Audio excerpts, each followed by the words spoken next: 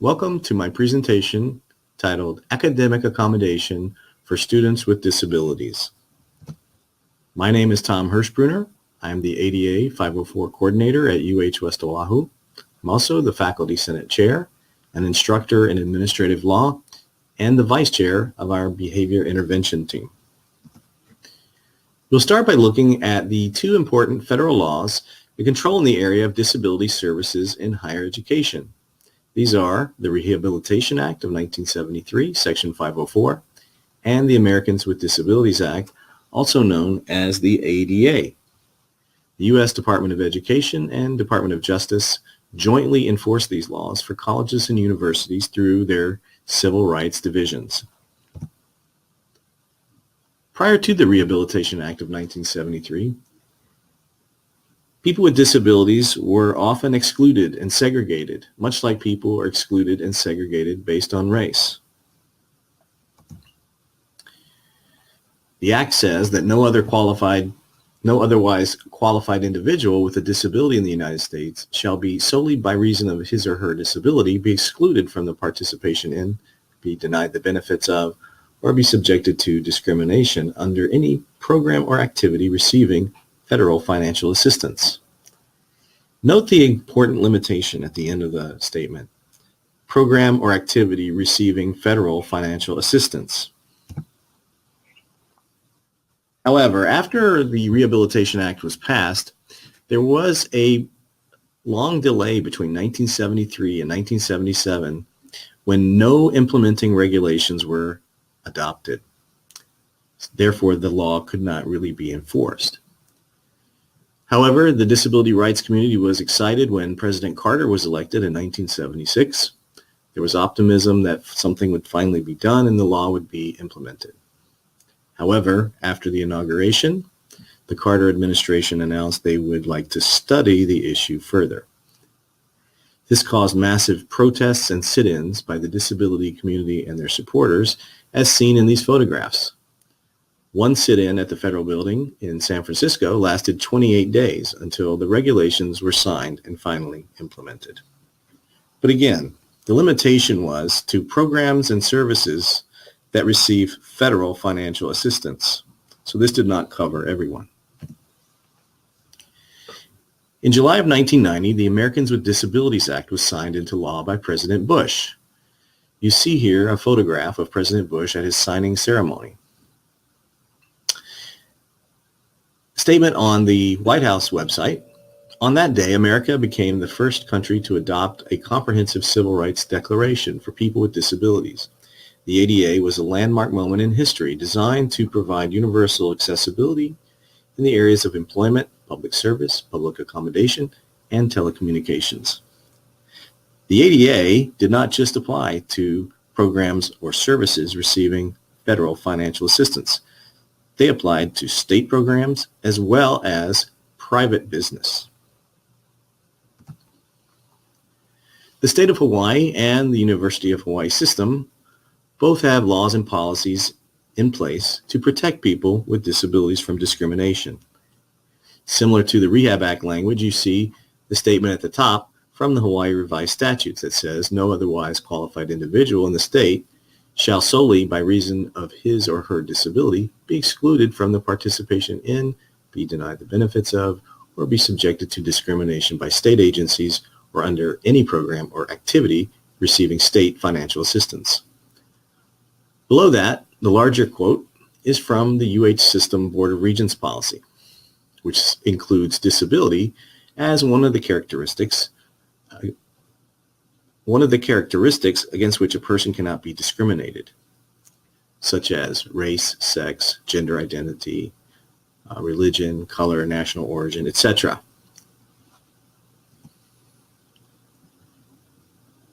Now let's take a look at a couple of statistics.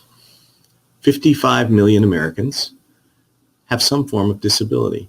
That's 18% of our population. By 2030, the estimate is that 71.5 million baby boomers will be over 65 and have age-related disability needs. These numbers come to us from the U.S. Department of Justice Civil Rights Division. This slide illustrates A couple of things. On the right, we see a note that was left on someone's car. It sort of it illustrates the ugly side of people casting judgment and not understanding people with disability. Quote, being fat and ugly doesn't count as disabled. Park elsewhere, unquote. And on the left-hand side, we have a disability sensitivity training video that was developed by the disability community. It gives good information about how to interact with people with disabilities on a daily basis.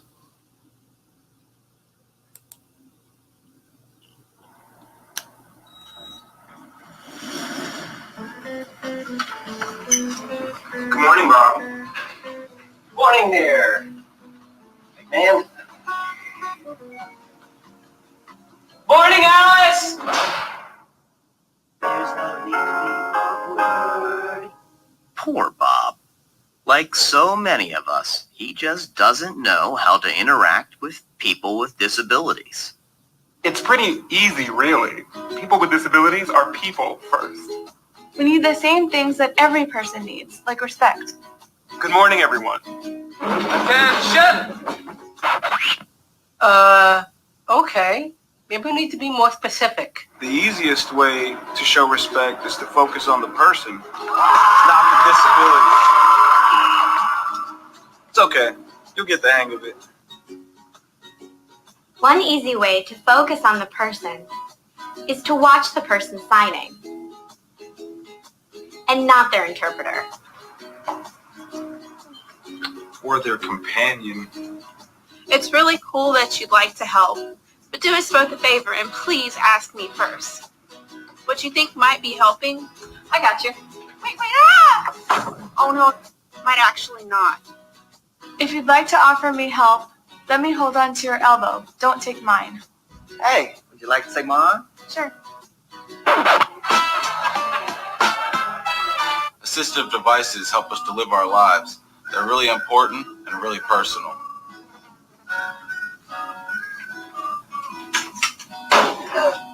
Grabbing them only makes it weird for everyone.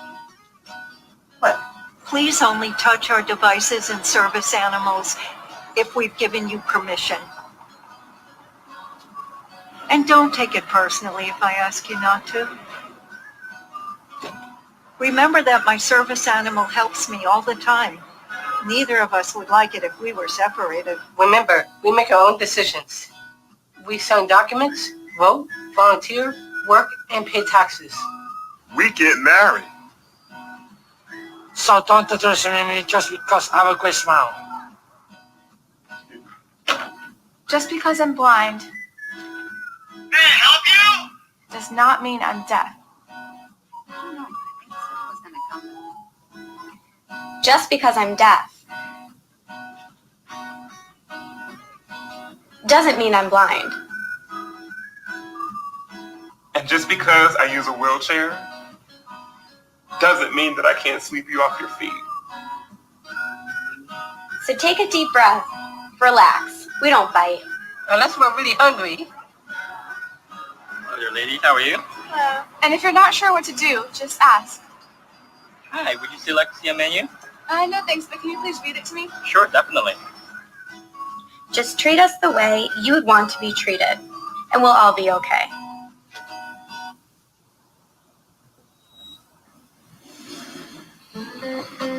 Morning. Good morning. Morning, Alice. Awkward no more. Nice job, Bob. Go forth and be human. There's no need to be awkward.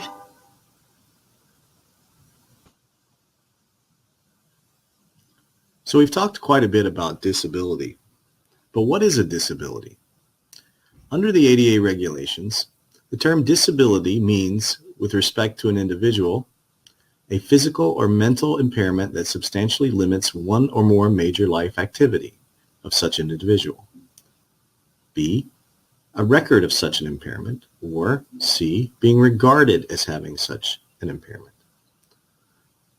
We mostly focus on Part A, a physical or mental impairment that substantially limits one or more major life activities. What is a major life activity? Well, watching this video, you're using several. Breathing, seeing, hearing, understanding, sitting or standing. These are all major life activities. This is the most important phrase in this definition. A substantial limitation is not one that completely prohibits a person from functioning, just something that has an impact that is important. And again, major life activities can be one of many things. Some of the common disabilities we encounter in higher education are listed on this slide.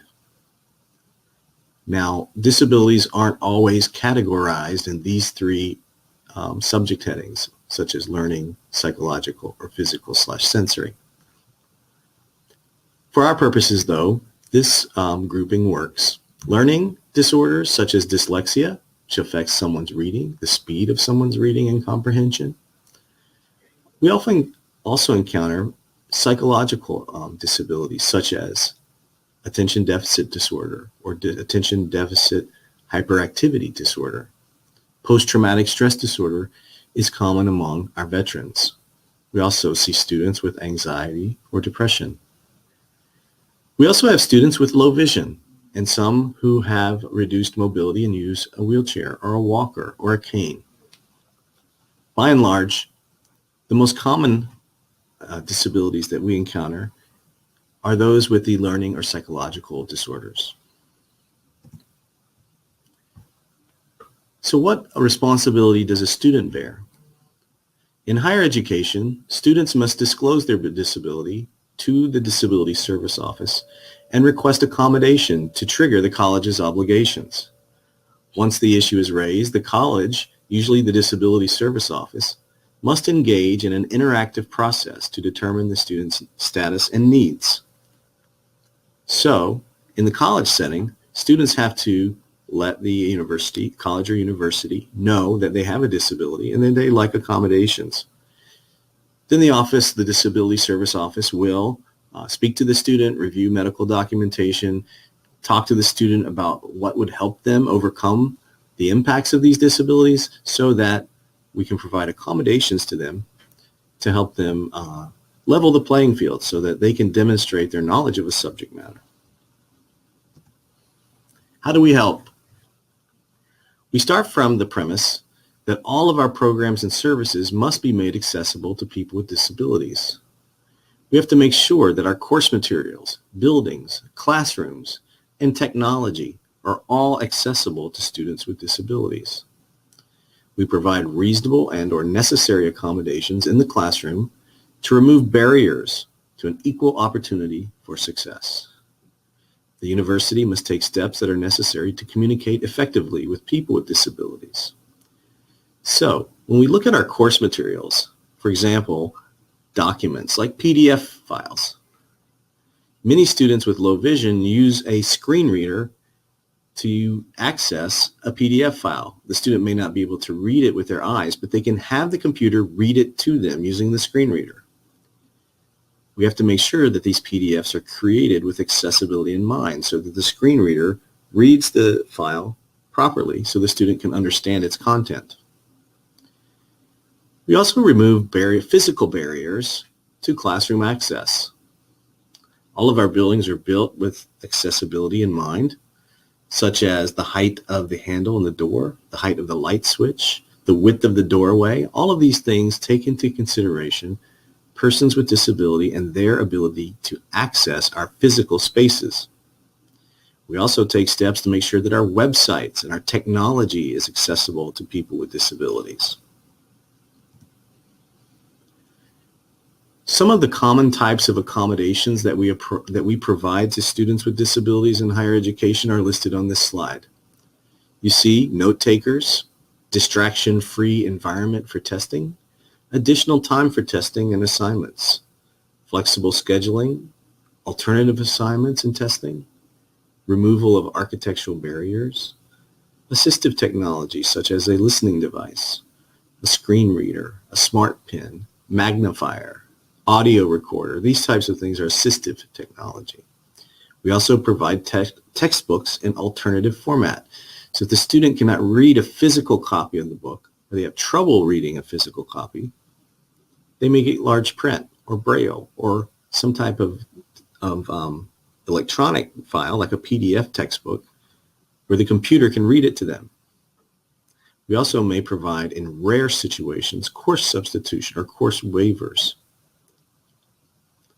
The additional time for testing is a good example. If someone with a disability that affects their reading speed is given 1 hour to take an exam, like students who don't have any type of reading disability, the student with the disability is going to have a hard time finishing the exam. That's why we give them extra time. If we just give them the same amount of time we give students without the disability, we're not testing their actual knowledge of the subject matter. We're actually testing their disability and the limitation it puts on them in expressing what they know about the subject. There are limits on accommodations. State and local governments are not required to provide accommodations that would be an undue hardship or those that would be a fundamental alteration to a program or service. The question of fundamental alteration is important for faculty to consider. We have to maintain our academic integrity while also providing reasonable accommodation. For example, if a student has no hands, that's obviously going to limit a major life activity.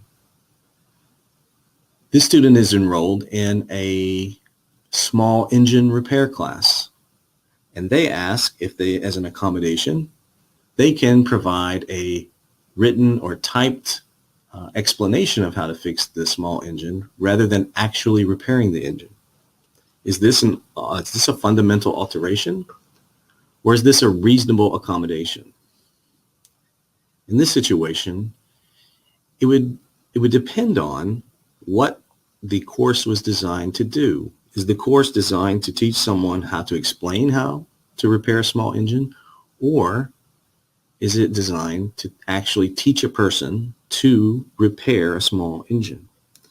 If it's the latter, then the request would be unreasonable and would not be given, as it would be a fundamental alteration to the program. Colleges and universities are not required to change their academic requirements for graduation or for a degree in order to provide accommodations to students. Universal design is a concept of designing your campus with accessibility in mind so that people don't have to ask for accommodation. If you begin designing a course with accessibility in mind, you might make sure all your PDFs are accessible. All your videos have captioning. These types of things are examples of universal design. We also have a sign language interpreter at all of our graduation ceremonies on our campus. People don't have to ask for them because we provide them at all services, at all of our commencement services.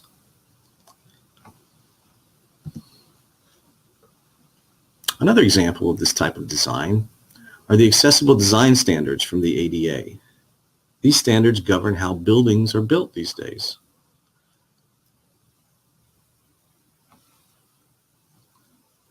For example, on the screen here you see an example of clear width on an accessible route.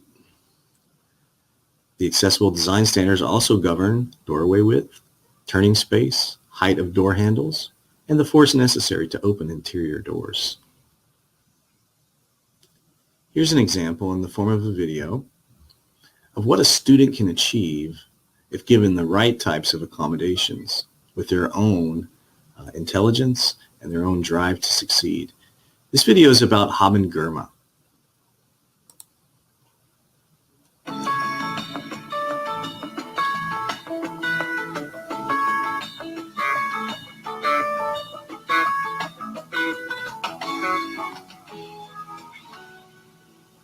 My mother grew up during the 30-year war in Eritrea, where Eritreans struggled to gain independence from Ethiopia. And when she was 16, she took the very dangerous journey walking 3 weeks through the deserts of Eritrea, and then a refugee organization helped her come to the United States. I'm an attorney here, and I grew up facing access barriers as a deaf-blind person, and that inspired me to become a lawyer. And when I first started at Harvard Law School, there were very few deaf-blind attorneys. I couldn't turn to older deaf-blind individuals and ask. I had to figure it out a lot on my own. So graduating from Harvard Law School says a lot about what can be done when people have the right attitude. There are so many forms of communicating information, and if we're creative, if we're open-minded, we'll find those forms. I use a digital braille display and a QWERTY keyboard for communication. The braille display shows in digital braille mechanical dots pop up to form braille letters. As I'm reading, my assistant Chris types on a QWERTY keyboard when there are conversations going on. At the White House celebration of the 25th anniversary of the Americans with Disabilities Act, President Obama met with me, and he used alternative technologies to communicate with me. I agree for real helps to type check. That sends a very empowering message. It reminds the rest of the United States and the rest of the world that having an inclusive attitude ensures that people with disabilities can contribute their talents to society.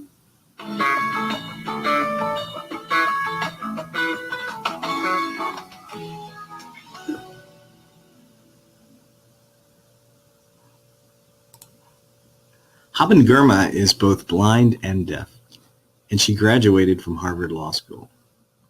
Now, I attended law school and graduated, and I can't imagine how difficult it must have been for her. But with the assistive technology and her own intelligence and drive, she was able to accomplish that. And during the video, you probably saw her with her service dog, the dog that helps her move from place to place. A service dog is a type of service animal. And in the ADA regulations, a service animal is defined as a dog that is individually trained to do work or perform tasks for people with disabilities. What types of services might a dog provide to a disabled person? Well, in the video, you can see the dog was helping guide her. So guiding people who are blind, alerting people who are deaf, pulling the wheelchair, alerting and protecting a person who is having a seizure, reminding a person with a mental illness to take a prescribed medication, or calming a person with PTSD during an anxiety attack. All of these are some examples of what service dogs are trained to do for individuals with disabilities. This is not a complete list by any means. So if you see a dog on campus, and you're not sure if that is a service animal or a pet, it's okay for you to ask 2 questions. Now, you may want to consult with your disability office to find out if you should ask the question or if someone from the disability office should come and discuss this with the person with the animal. But employees at state and local agencies like ours can ask, 1, is this a service animal that's required because of some disability? And 2, what work or task has this dog been trained to perform? Now, a service animal, service dog, isn't required to have any kind of paperwork or documentation. They just have to be trained in providing a service to a person with a disability. They don't have to wear a vest. You see this dog in the picture. He has a vest, but it's not required. And the basic rule is that generally service animals are allowed to go anywhere the public is allowed to go. Some examples would be the lobby of a hotel, a patient room in a hospital, a restaurant. Exceptions can be made. You can exclude service animals from certain environments such as a sterile environment, a laboratory, an operating room. These are places where a service dog might not be allowed. There are also questions that you certainly should never ask a person who has a service dog.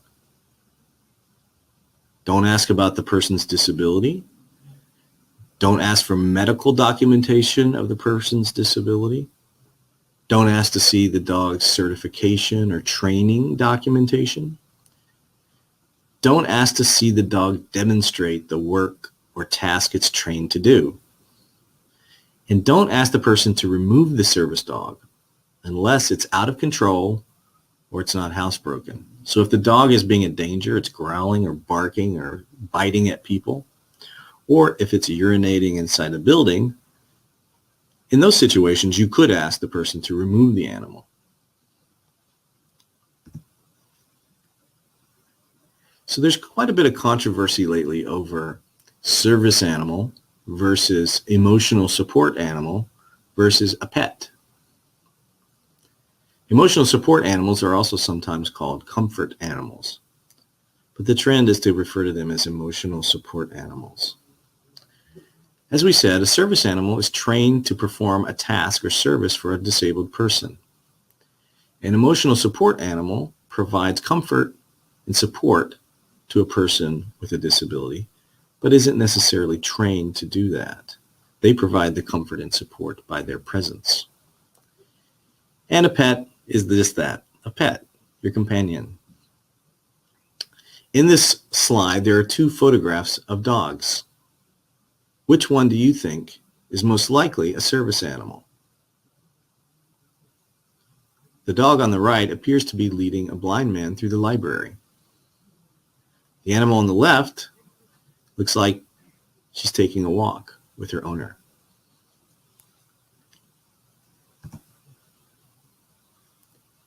Service animals have a greater protection under the law than emotional support animals.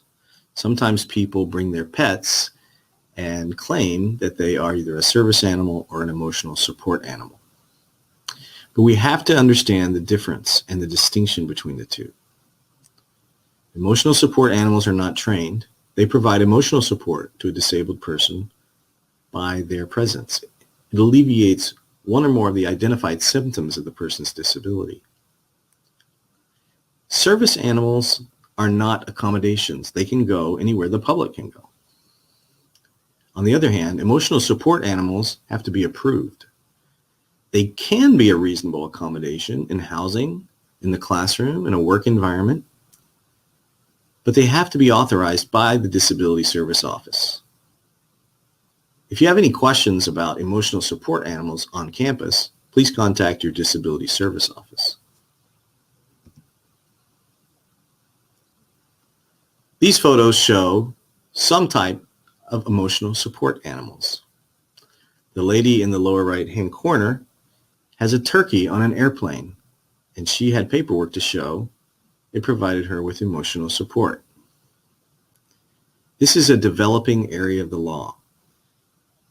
Again, if you have any questions about an animal's presence on your campus, you should contact your Disability Service Office. And if the animal is presenting a danger, it's probably best to contact campus security as well.